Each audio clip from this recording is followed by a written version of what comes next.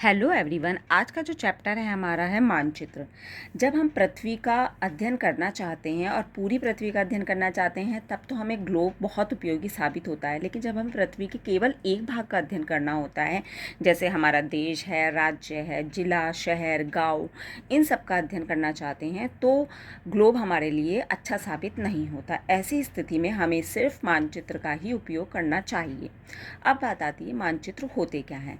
मानचित्र पृथ्वी की सतह या इसके एक भाग का, पृथ्वी की पूरी सतह के एक भाग के माध्यम से चपटी सतह पर खींचा गया चित्र होता है।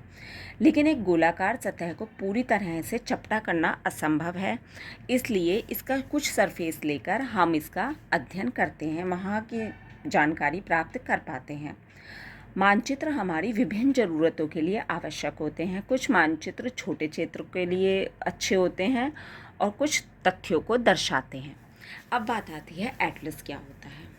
जब बहुत से मानचित्रों को एक साथ रख दिया जाता है तो उसे ही एटलस कहते हैं, जहाँ पे बहुत सारे मानचित्र इकट्ठे एक साथ रखे जाते हैं।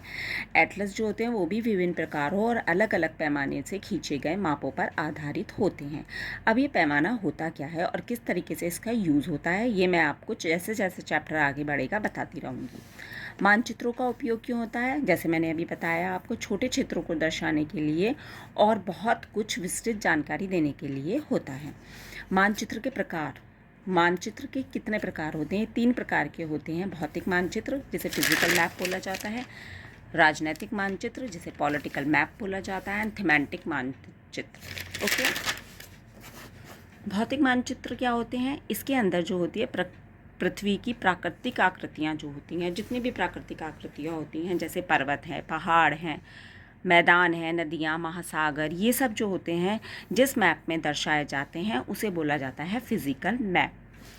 इसे उच्चावच मैप भी बोला जाता है और एग्ज़ाम में कई बार भौतिक की जगह उच्चावच नाम दे दिया जाता है, जिसे रिलीफ मैप भी बोलते हैं।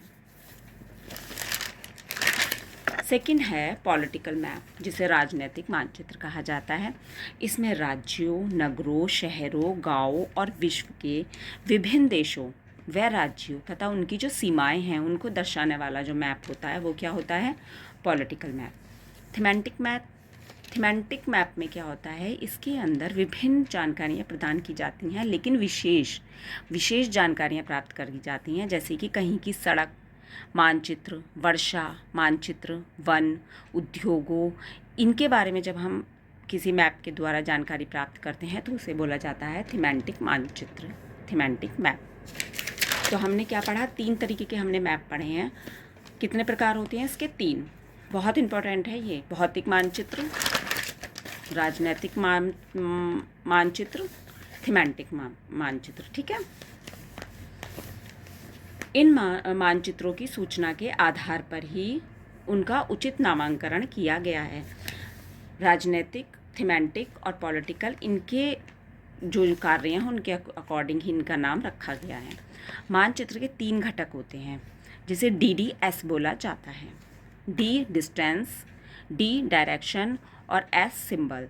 इनकी पूरी डिटेल मैं अपने अगले लेक्चर में आपको बताऊंगी। जब तक के लिए धन्यवाद। मेरी वीडियो को लाइक और चैनल को सब्सक्राइब कीजिए।